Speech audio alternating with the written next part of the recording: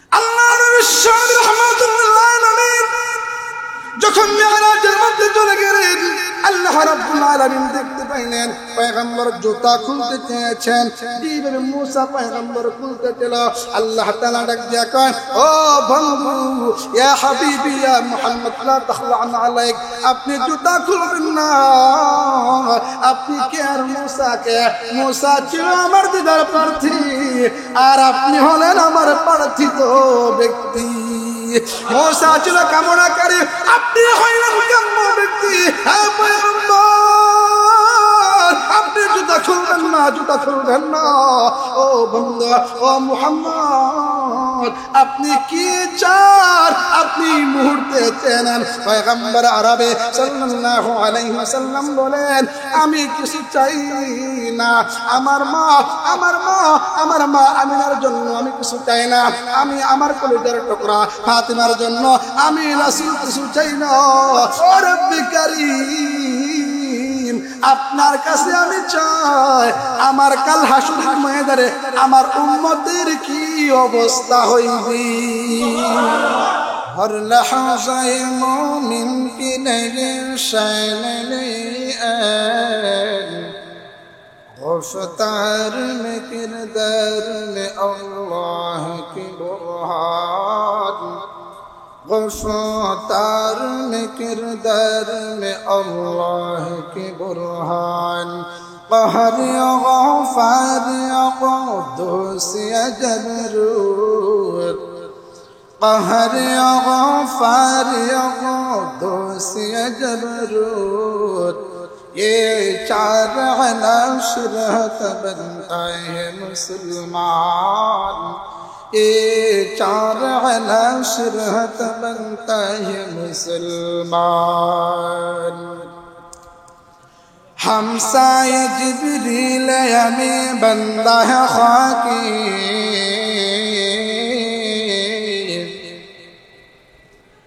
हमसाए जिब्रील हमें बंदा है खाकी है, उसका नशीबन बुखारन बदखशान है, उसका नशीबन बुखारन बदखशान। ये राज किसी को नहीं मालूम को मोमिन, ये राज किसी को नहीं मालूम को मोमिन, क़ारी नजर आता है हकीकत में कुरान, क़ारी नजर आता है हकीकत में कुरान। कुदरत के मक़ासिद का है यार उसके इरादे, कुदरत के मक़ासिद का है यार उसके इरादे। दुनिया में भी मीज़ान, क़ियामत में भी मीज़ान, दुनिया में भी मीज़ान, क़ियामत में भी मीज़ान।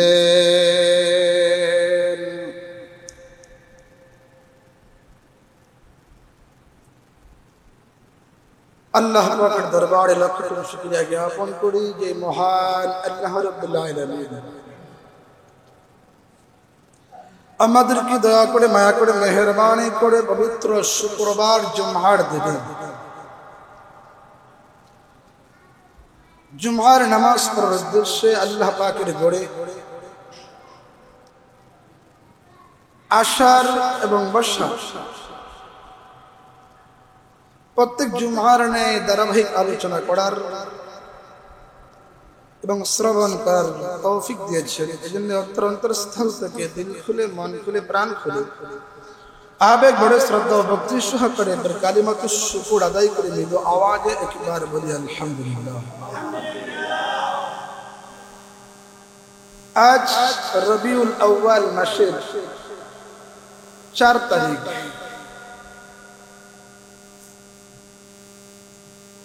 রবিউল আউয়াল মাসের আজ পহিলা জুমআ। এই হিসাবে রবিউল আউয়াল মাসে বিশাল একটি মুসলমানদের মধ্যে একটি স্মরণীয় মাস এবং একটি স্মরণীয় তারিখ আছে। যে মাসটার মধ্যে আমার আপনার নবী সরকারে দু জাহান মুহাম্মদুর রাসূলুল্লাহ সাল্লাল্লাহু আলাইহি ওয়াসাল্লাম এই মাসে জন্মগ্রহণ করেছেন এবং এই মাসে পয়গম্বরে আরবি দুনিয়াতে বিদায় গ্রহণ করেছেন। এক দিক থেকে আনন্দ, অপর দিক থেকে আবার দুঃখ।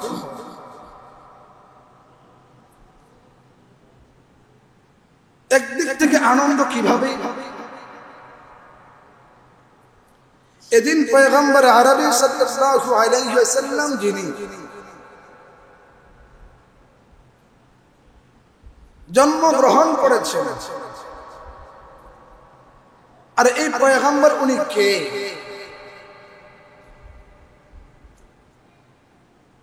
আপনার আমার পয়গম্বর এমন একজন পয়গম্বর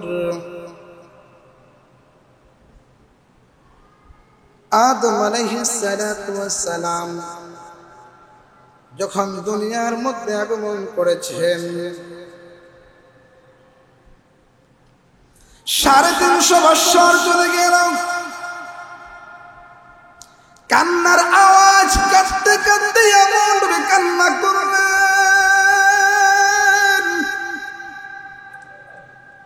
কিতাবের মধ্যে আছে এই পরিমাণ কান্না করেছেন, কান্নার পানিগুলো চোখ থেকে এই পরিমাণ ঝরেছেন। কান্নার পানিগুলো জড়তে জড়তে জড়তে জড়তে মাটির মধ্যে ভেসে যাইতেন, এমনকি মাটির মধ্যে একটা নালা পর্যন্ত তৈরি হয়ে গিয়েছে, যে নালা থেকে পশু পঙ্খিরা পানি পর্যন্ত পান করতে।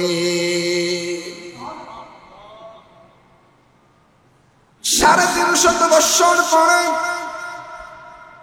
দোয়া করলেন, মালিক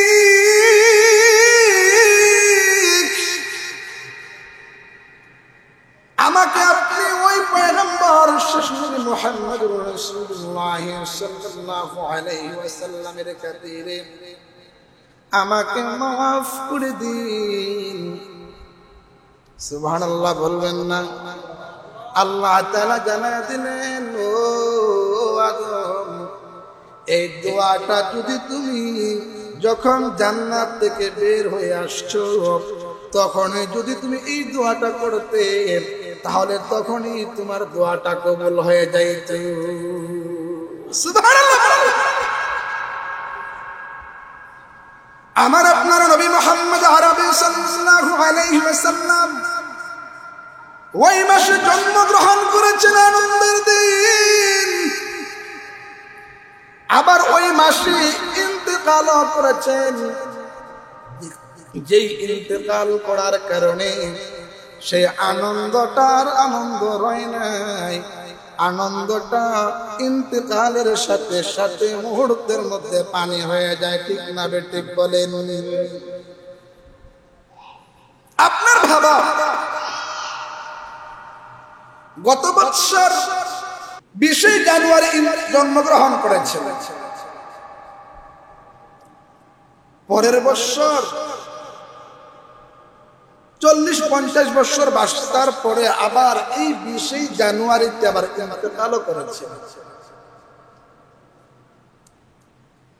যখন জন্মগ্রহণ করেছেন তারপর থেকে নিয়ে মৃত্যুর আগ পর্যন্ত আনন্দ। ঠিক নয়? ঠিক। কিন্তু যখন ইন্তেকাল করেছেন, যেই বছর জানুয়ারি মাসের 20 তারিখে ইন্তেকাল করেছেন, আর এই জন্মের কথা আর কেউ স্মরণ করবে না। আপনিও আপনার বাবা যদি এরকম তারিখে জন্মগ্রহণ করে আবার এই তারিখে ইন্তেকাল করে, ইন্তেকালের পরের বছর থেকে আপনি যখন আপনার সামনে 20 জানুয়ারি আসবে তখন থেকে আপনার মধ্যে একটা কান্নার একটা ঢেউ শুরু হয়ে যাবে। ঠিক না? ঠিক না? এই মাসটার ওই তারিখে আমার বাবা ইন্তেকাল করেছে। যদি সে বৈধ সন্তান হয়ে থাকে তার কান্না ছাড়া আনন্দ হওয়ার কথা না। ঠিক না? ঠিক না? আমার আপনার নবী মুহাম্মদুর রাসূলুল্লাহ সাল্লাল্লাহু আলাইহি ওয়াসাল্লাম রবিউল আউয়াল মাসে জন্মগ্রহণ করেছেন। কোন তারিখে জন্মগ্রহণ করেছেন সেই তারিখটা নিয়ে ইখতিলাফ আছে, মতানক্য আছে। কেউ বলেছেন 8ই রবিউল আউয়াল, কেউ বলেছেন 9ই রবিউল আউয়াল, কেউ বলেছেন 11ই রবিউল আউয়াল, কেউ বলেছেন 12ই রবিউল আউয়াল। ইতিহাসের কিতাবের মধ্যে 9ই রবিউল আউয়ালটা অগ্রাধিকার পেয়েছে। তবে পয়গম্বর আরবি সাল্লাল্লাহু আলাইহি ওয়াসাল্লাম কোন দিন ইন্তেকাল করেছেন? 12ই রবিউল আউয়াল ইন্তেকাল করেছেন। এই ব্যাপারে কোন ধরনের ইখতিলাফ নাই, মতানক্য নাই, সবাই ঐকমত 12ই রবিউল আউয়াল পয়গম্বর ইন্তেকাল করেছেন। মেনে নিলাম আল্লাহর রাসূল 12ই রবিউল আউয়াল জন্মগ্রহণই করেছেন কিছুক্ষণের জন্য, মেনে নিলাম। আপনি বলুন তো দেখি, যেই 12ই রবিউল আউয়াল রাসূল জন্মগ্রহণ করেছেন, আবার 63 বছর যাওয়ার পরে 12ই রবিউল আউয়ালে ইন্তেকাল করেছেন, আপনি বলুন তো দেখি সেই আনন্দের দিনটা কি এখনো পর্যন্ত রইল কিনা? আছে না? হায় হায়, আমার আপনার নবী বিদায় হয়ে গেছেন 12ই রবিউল আউয়াল। সাহাবায়ে কিরামের মধ্যে কান্নার রোল শুরু হয়ে গেল। হায় হায়, পয়গম্বর দুনিয়ার মধ্যে নাই। সাহাবায়ে কিরাম, এক সাহাবী গাছের আগার মধ্যে ছিল, যেই মুহূর্তে শুনতে পারলো পয়গম্বর দুনিয়ার মধ্যে নাই, কাছির জায়গার মধ্যে সাহাবী ওই গাছ থেকে ঠাস করে জমিনের মধ্যে পড়ে গেলেন।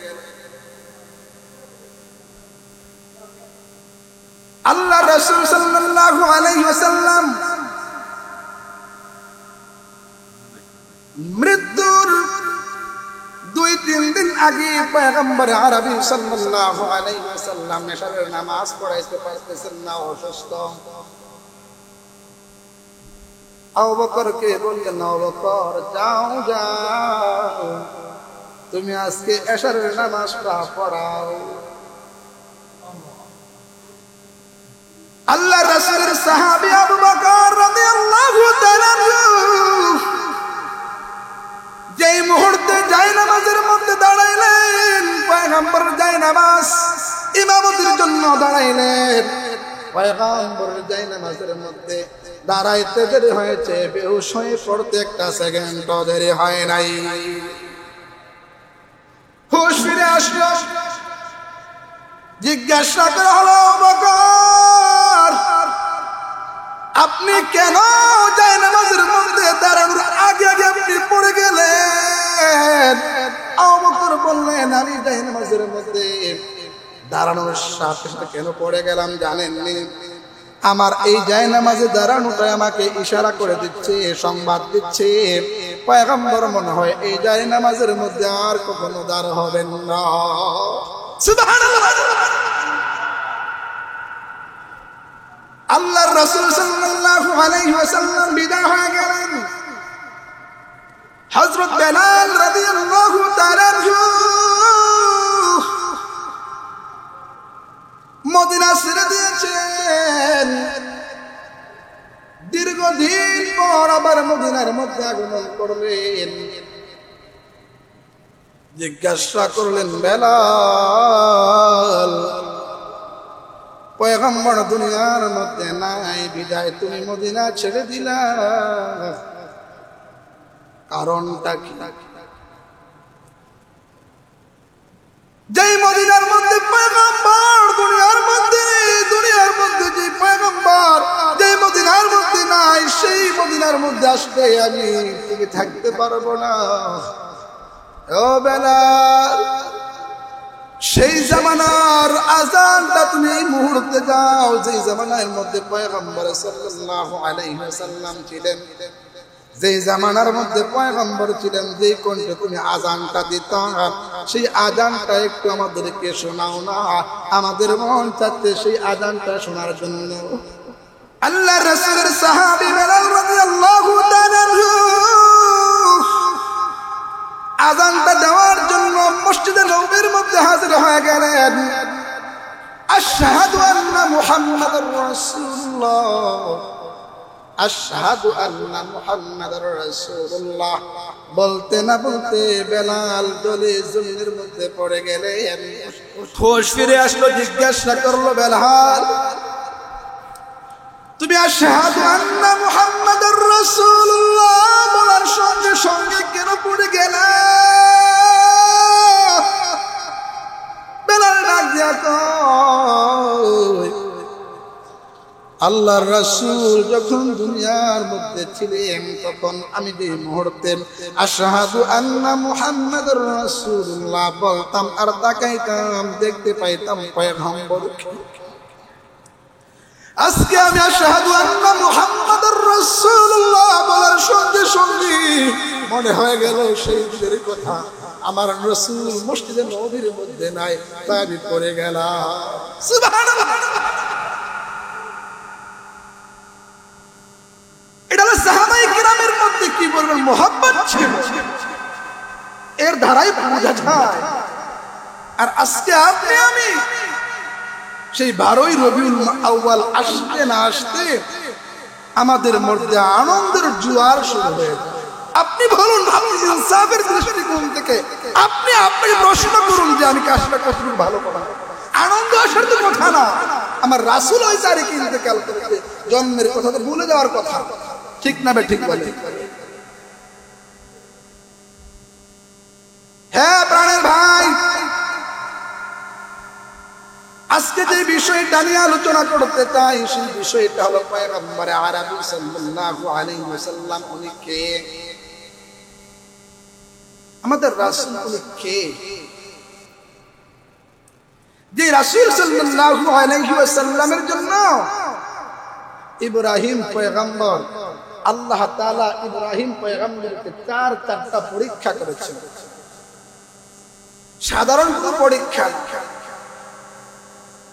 এর চেয়ে বড় বড় পরীক্ষাই হতে পারে না, এমন চারটা পরীক্ষা করেছেন। চারটা পরীক্ষার মধ্যে গোল্ডেন পাস করেছেন। 4 নম্বর পরীক্ষা শেষ হওয়ার পরে বাবা এবং সন্তান ইব্রাহিম আলাইহিস সালাতু ওয়াস সালাম এবং ইসমাঈল আলাইহিস সালাতু ওয়াস সালাম খানায়ে কাবা নির্মাণ করলেন। খানায়ে কাবা নির্মাণ শেষ হলো। এবার খানায়ে কাবা নির্মাণ শেষ হওয়ার পরে ইব্রাহিম পয়গম্বর আল্লাহ তাআলার কাছে দোয়া করলেন, আল্লাহ আমি আপনার কাছে আর কিছু চাই না, একটা মাত্র জিনিস চাই। সুবহানাল্লাহ। আমি তো আপনার পরীক্ষায় পাস করেছি, এবার আমি একটা জিনিস আপনার কাছে চাই। চাও, তুমি যা চাইবা তাই করি। সুবহানাল্লাহ। ইব্রাহিম পয়গম্বর আল্লাহ তাআলার দরবারে দোয়া করলেন, মালিক ربنا وبعث فيهم رسولا منهم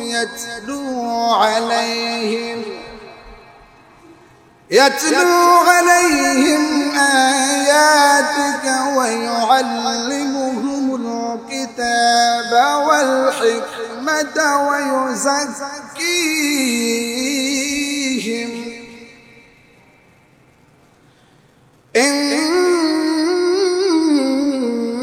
إنك أنت العزيز الحكيم।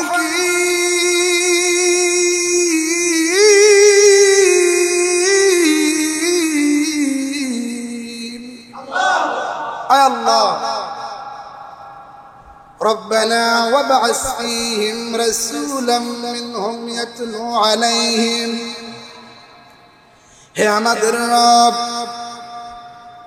وابعث فيهم رسولا منهم يتلو عليهم آياتك আপনি তাদের মধ্যে প্রেরণ করুন তাদের মধ্যে মানে হলো ওনার সন্তান ইসমাঈল আলাইহিস সালাতু ওয়াস সালামের বংশের মধ্যে আপনি প্রেরণ করুন রাসূলাম মিনহুম তাদের মধ্যে থেকে একজন রাসূল ইয়াতলু আলাইহিম আয়াতিকা ওয়া ইউআল্লিমুহুমুল কিতাবা ওয়াল হিকমাহ যিনি তাদের সামনে তিলাওয়াত করবেন আপনার আয়াতসমূহ তিলাওয়াত করবেন ওয়া ইউআল্লিমুহুমুল কিতাবা ওয়াল হিকমা এবং তিনি তাদেরকে শিক্ষা দিবেন আপনার কিতাব ওয়াল হিকমত এবং প্রজ্ঞা ওয়া ইউযাক্কিহিম এবং তাদেরকে আত্মশুদ্ধি করবেন ইন্নাকা আনতাল আজিজুল হাকীম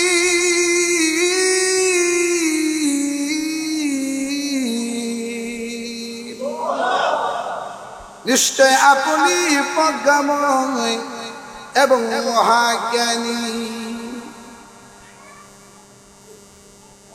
ইব্রাহিম আলাইহিস সালাতু ওয়াস সালাম খানায়ে কাবা নির্মাণ করে আমার শেষ একটা প্রার্থনা করলেন মালিক আমি আপনার কাছে আর কিছু চাই না আমি শেষ আপনার কাছে একটা চাওয়া সেই চাওয়াটা হলো পয়গম্বর শেষ পয়গম্বর রাসূল কোন রাসূল যে রাসূল সম্পর্কে কোন নবীর অজানা ছিল না কোন রাসূল সুবহানাল্লাহ বলেন আল্লাহ রাব্বুল আলামিন আমাদেরকে দুনিয়ার মধ্যে প্রেরণ করার 1000 বছর আগে পয়গম্বরের সিদ্ধান্ত হয়ে গিয়েছে পয়গম্বর প্রেরণ করবেন সেই পয়গম্বর তিনি কে হবেন সিদ্ধান্ত করেছেন কত বছর আগে বলেন প্রায় 1000 বছর আগে সিদ্ধান্ত নিয়ে নিয়েছেন সুবহানাল্লাহ বলেন আল্লাহ রাব্বুল আলামিন দুইটা সমাবেশ তৈরি করেছেন প্রথম নম্বর সমাবেশ হলো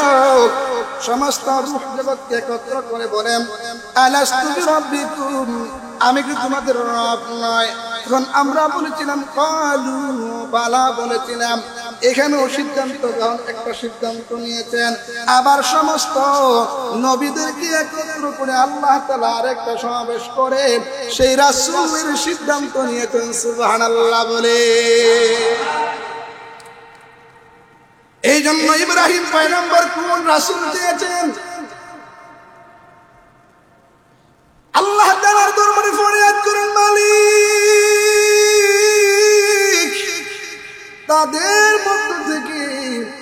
তাদের মধ্যে রাসূল শেষ নবীর আগমন যেন এই বংশের মধ্যে হয় আল্লাহ তাআলা দোয়াটা কবুল করে নিলেন সুবহানাল্লাহ বলেন আপনার আমার নবী কে জানেননি আপনার আমার নবী এমন একজন নবী যে নবী মুহাম্মদ নবী সাল্লাল্লাহু আলাইহি ওয়াসাল্লামকে আল্লাহ তাআলা এমন নবী নির্বাচন করেছেন এমন একটা বংশের মধ্যে নির্বাচন করেছেন যেই বংশটা আমার আল্লাহ নির্বাচিত করেছেন এমন বংশ দুনিয়ার মধ্যে আর কোনো একটা বংশ আসে নাই যেভাবে বাবার বংশ ছিল পুত পবিত্র সেইভাবে মার বংশ ছিল পুত পবিত্র এই বংশের মধ্যে কোন ধরনের অসৎ চরিত্রের পুরুষ অসৎ চরিত্রের মহিলা পর্যন্ত ছিল না সুবহানাল্লাহ আল্লাহ রাসূলের পিতা আব্দুল্লাহ রাস্তা দিয়ে হেঁটে যায় মা আমিনাকে বিয়ে করার জন্য রাস্তা দিয়ে হেঁটে যায় এমত অবস্থা ইহুদি মহিলা ফাতেমা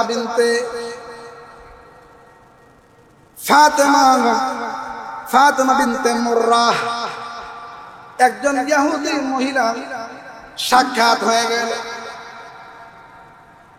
যেই মাত্র আব্দুল্লাহকে দেখতে পাইলেন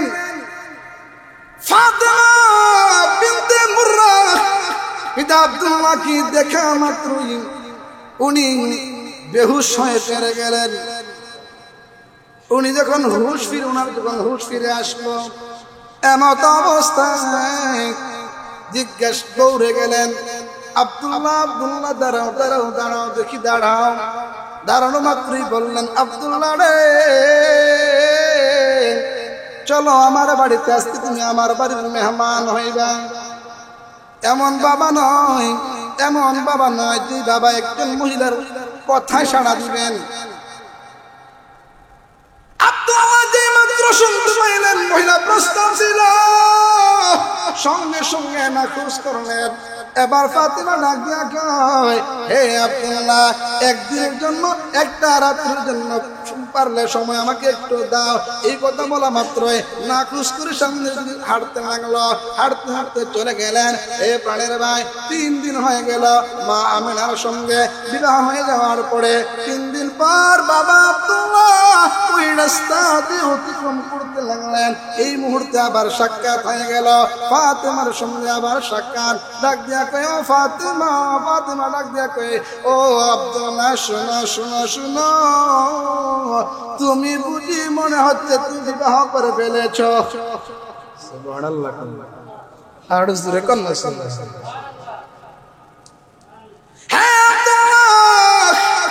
আমার মনে হচ্ছে তুমি আজকে বিবাহ করে ফেলেছ। কি করে বুঝলা, কি করে বুঝলা?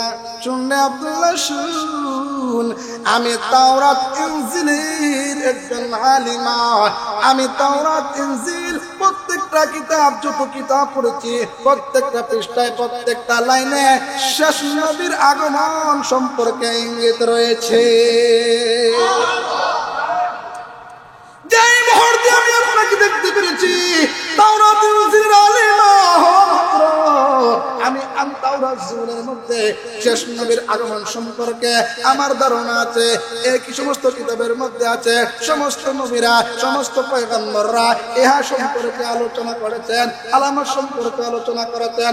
সমস্ত আলোচনা, সমস্ত আলামত সবগুলো তোমার মধ্যে আছে। এই জন্য তুমি মনে হয় তুমি মনে মনে মনে মনে আমাকে খারাপ মহিলা ভাবতে পারো। আসলে আমি একজন খারাপ মহিলা নয়। আমি চেয়েছিলাম শেষ নবীকে যেন আমার গর্ভ ধারণ করতে পারি, আর গর্ভ ধারণ করে আমার নামটা যেন ইতিহাসের পাতার মধ্যে থেকে যায়। হ্যাঁ প্রাণের ভাই,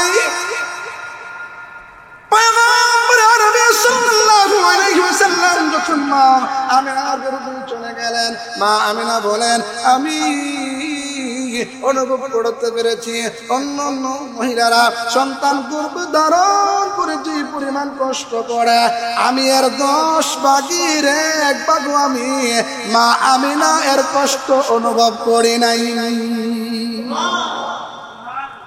মা আমিনা আরো বলেন,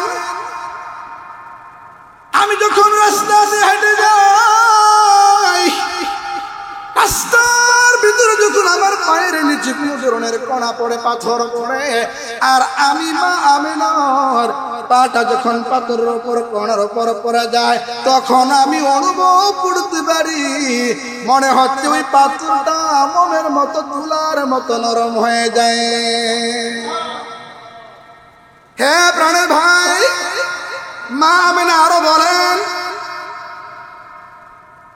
আমার ঘরের পাশে একটা কূপ ছিল, কূপ। সেই কূপের মধ্যে এই পরিমাণ মানুষের ভিড় হতো। মানুষগুলো, মহিলারা ওই কূপ থেকে পানি নিত, আর ওই কূপটার পানি কূপের মুখ থেকে প্রায় 40 হাত নিচে ছিল।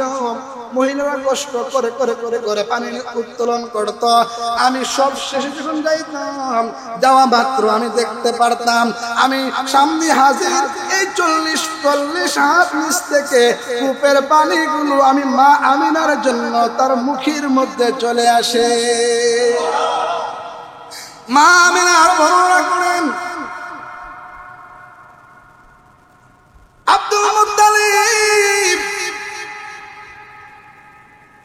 উনি বড় সরদার ছিলেন, কিন্তু মা আমিনার গর্ভে সন্তান আসার 6 মাস পরেই বাবা আব্দুল্লাহ ইন্তেকাল করেন। কিন্তু ইন্তেকাল করার পরে এমন অবস্থা হলো, মা আমেনা যেদিকে যায় সেদিকে শুধু সুঘ্রাণ আর সুঘ্রাণ ছড়িয়ে পড়ে। সুবহানাল্লাহ বলে। কেমন সুঘ্রাণ এলাকার মধ্যে ছড়িয়ে পড়ে। আব্দুল মুত্তালিবের পুত্রবধূ বিধবা মহিলা, সেই বিধবা মহিলা হইয়া সুঘ্রাণ কি করে ব্যবহার করেন? সুঘ্রাণ ব্যবহার করা নিষিদ্ধ ছিল। এবার আব্দুল মুত্তালিব বাড়িতে আসলো, তার বিবিকে বললেন, বিবি সাহেবা শুনো শুনো শুনো, তোমার বৌমার অবস্থা তুমি জানো নে, তোমার বৌমার খবর তুমি রাখো নি। কি খবর কি খবর বলো দেখি। জানো নি তোমার বৌমা সুঘ্রাণ যেদিকে যায় সেদিকে সুঘ্রাণ ছড়িয়ে যায়। এমন সুঘ্রাণ যে সুঘ্রাণ আমি কত এলাকা কত রাষ্ট্র কত দেশ আমি সফর করেছি, এর মতো সুঘ্রাণ এত সুন্দর সুঘ্রাণ আমি কখনো পাই নাই। এই ধরনের সুঘ্রাণ তোমার বৌমা মেকে মেকে রাস্তা দিয়ে হেঁটে যায়। বদলামের বিষয় এটা তো এলাকার মধ্যে ছড়িয়ে পড়েছে। লোকেরা কি বলবে? হ্যাঁ আপনার স্বামী ঠিক আছে, আমি এরকম দেখতে পেরেছি, কিন্তু বলি না, বললে কষ্ট হয়। কারণ হইল আমার সন্তান দুনিয়ার মধ্যে নাই। এই কথা বললে আবার বৌমা কষ্ট পাবে কিনা। আপনাকে বলবো বলে কয়েকদিন চলে গেল, কিন্তু আপনি যেহেতু মুখ খুলে ফেললেন, আসুন আমরা জিজ্ঞাসা করে, বৌমা তোমার এই কাজগুলো তো ভালো হচ্ছে না, তুমি সুঘ্রাণ ছড়িয়ে তুমি কেন হাঁটো, সুঘ্রাণ কেন ব্যবহার করো? এবার বৌমা ডাক দিয়ে কয়, ও আব্বুজান আমি কোন সুঘ্রাণ ব্যবহার করি না। ও আমার প্রাণের আব্বু, ও প্রাণের আম্মু, এটা আমার কোন সুঘ্রাণ নয়, আমি আলাদাভাবে কোন সুঘ্রাণ ব্যবহার করি না গো মা। আমার গর্ভে সেই সন্তানটা আছে, ওই সন্তানটা আসা মাত্রই আমার শরীর থেকে সুঘ্রাণ ছড়াইতে থাকে। সুবহানাল্লাহ বলে। না হয় বিশ্বাস না করলে দেখুন, সঙ্গে সঙ্গে সামনে থুতু নিক্ষেপ করলেন। থুতু নিক্ষেপ করতে না করতে মুহূর্তের মধ্যে সুঘ্রাণ ছড়িয়ে পড়েছে। সুবহানাল্লাহ বলে। এ প্রাণের ভাই, আমার আপনার নবী কেমন নবী? সূর্য দোয়া করে, মালিক শেষ নবীর আগমন যাতে করে আমি দিনের মধ্যে হয়। চন্দ্র দোয়া করে, আল্লাহ শেষ নবীর আগমন যেন আমি রাত্রির মধ্যে হয়ে থাকে। আল্লাহ রাব্বুল আলামিন চন্দ্র সূর্যের দোয়া কবুল করে নিলেন। সুবহানাল্লাহ।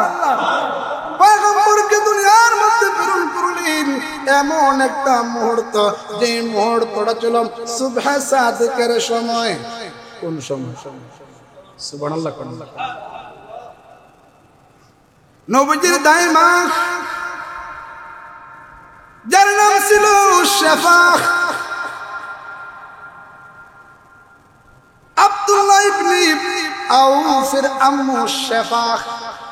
শেফা বলেন, পয়গম্বর আরবি সাল্লাল্লাহু আলাইহি ওয়াসাল্লাম যখন দুনিয়ার মধ্যে আগমন করেন, দাইমা ডাক দিয়ে কয়, আমার হাতের মধ্যে যখন পয়গম্বর আগমন করেছেন, তখন আমি পেয়েছি পয়গম্বরকে মাখতুনান, নাভি কাটা অবস্থায়।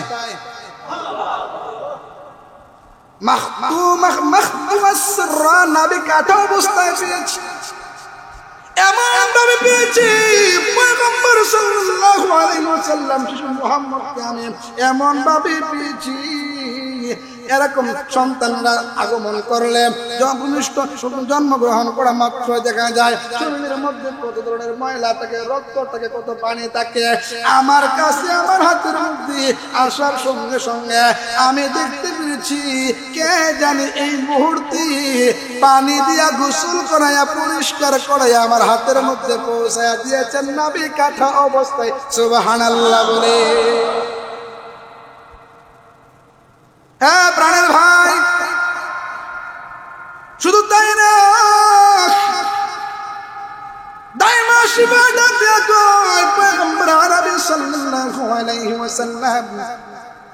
আমি যখন জমিনের মধ্যে রেখে দিলাম, জমিনের মধ্যে রাখা মাত্রই সন্তানটা ডান কাত হয়ে সোজা হয়ে বসে গেলেন, বসে আবার সিজদার মধ্যে চলে গেলেন।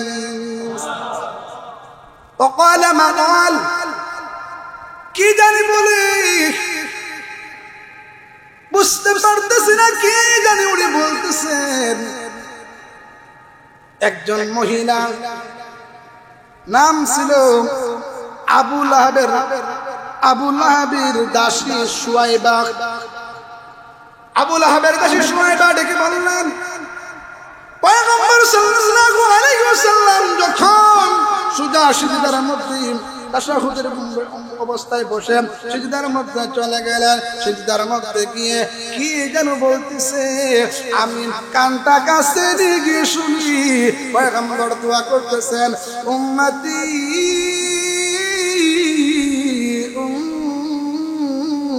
উম্মতি।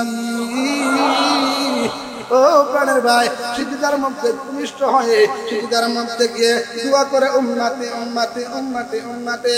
এ প্রাণের ভাই, আল্লাহ রাসূল সাল্লাল্লাহু আলাইহি ওয়াসাল্লাম যখন মিরাজের মধ্যে গেলেন, মিরাজের মধ্যে যাওয়ার পর এবার আল্লাহ তাআলা বলেন, এ ইয়া হাবিবি ইয়া মুহাম্মদ লা তাখলান আলাইক ইয়া কানা মূসা তালিবান ফা ইন্নাকা মাতলুবুন ওয়া ইন কানা মূসা হুয়াল মুরিদ ফা আনতাল মুরাদ।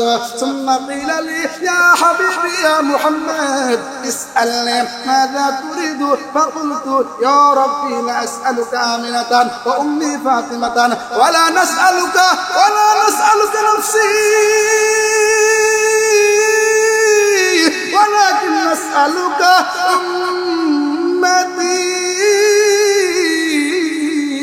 أمتي قوم ضعاف وأنت رب لطيف شريف. فقال الله تعالى يا حبيبي يا محمد إني قسمت القيامة قسمين أنت تقول أمتي أمتي وأنا أقول رحمتي رحمتي. الله الشعب رحمة الله العالمين যখন মিরাজের মধ্যে চলে গেলেন, আল্লাহ রাব্বুল আলামিন দেখতে পাইলেন পয়গম্বর জুতা খুলতে চেয়েছেন, যেভাবে মুসা পয়গম্বর খুলতে ছিল। আল্লাহ তাআলা ডাক দিয়া কয়, ও বন্ধু, ইয়া হাবিবি ইয়া মুহাম্মদ লা তাখলান আলাইক, আপনি জুতা খুলবেন না। আপনি কে আর মুসা কে? মুসা ছিল আমার দিদার প্রার্থী, আর আপনি হলেন আমার প্রার্থিত ব্যক্তি। মুসা ছিল কামনাকারী, আপনি হইলেন কাম্য ব্যক্তি। হ্যাঁ পয়গম্বর, আপনি জুতা খুলবেন না, জুতা খুলবেন না। ও বন্ধু, ও মুহাম্মদ, আপনি কি চান? আপনি মুহূর্তে চেনেন। পয়গম্বর আরবে সাল্লাল্লাহু আলাইহি ওয়াসাল্লাম বলেন, আমি কিছু চাই না। আমার মা আমিনার জন্য আমি কিছু চাই না। আমি আমার কলিজার টুকরা ফাতিমার জন্য আমি রাসূল কিছু চাই না। আমি আমার নিজের জন্য চাই না। ও রব্বি কারীম, আপনার কাছে আমি চাই, আমার কাল হাসরের ময়দানে আমার উম্মতের কি অবস্থা হইবে।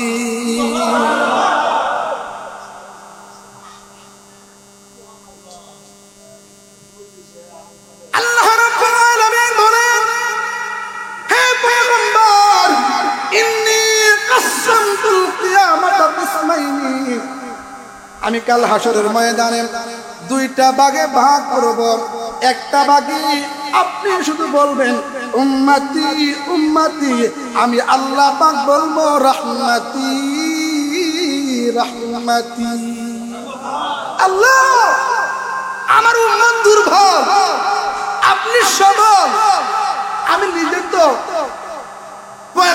উম্মতের কান্ডারি, আমি উম্মতের কান্ডারি হইয়া আপনি দয়ালু তো দয়ালু হইয়া কিভাবে আমাদের উম্মতদেরকে আপনি জাহান্নামে দিবেন? আল্লাহ তাআলা বলেন পয়গম্বর, চিন্তার কোনো কারণ নাই, টেনশনের কোনো কারণ নাই। আমি আল্লাহ এই কাল কঠিন কিয়ামতের ময়দান থেকে দুইটা ভাগে ভাগ করব। একটা ভাগে আপনি বলবেন উম্মতি উম্মতি, আমি বলবো রহমতি রহমতি। সুবহানাল্লাহ। সেই পয়গম্বর, যেই পয়গম্বর সম্পর্কে বলেন আল্লাহ রাব্বুল আলামিন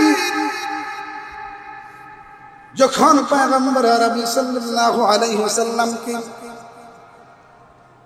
সময় শেষ ইনশাআল্লাহ আগামী জুমায় এরপর থেকে ধারাবাহিক নবীর শান, নবীর মাকাম, নবীর ইজ্জত, এমন কোন মানুষ নাই যে রাসূলের জন্মকে অস্বীকার করে।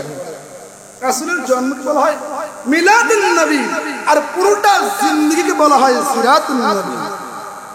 সিরাতুন নবীকে মাইনাস করে মিলাদুন নবীকে পালন করা, এটা কখনো মুসলমানের কাজ হতে পারে না। আর সিরাতুন নবী যারা বলেন মিলাদুন নবীকে মাইনাস করে সিরাতুন নবী পালন করা মুশকিল কালাম, কোনো মুসলমানের কাজ হতে পারে, ঠিক না ভাই? কোন মানুষ মিলাদুন নবীকে অস্বীকার করলে তার ঈমান চলে যাবে। অবশ্যই অবশ্যই মানে বিশ্বাস করে রাসূলের জন্ম হয়েছে, ইন্তেকাল হয়েছে। জন্মের দ্বারা আনন্দ উল্লাস আসে, কিন্তু মৃত্যুর দ্বারা আনন্দ উল্লাস শেষ হয়ে যায়। আল্লাহ তাআলা আমাদের প্রত্যেককে রাসূলের পুরোটা জিন্দেগির উপর আমল করার তৌফিক দান করুন, আমিন।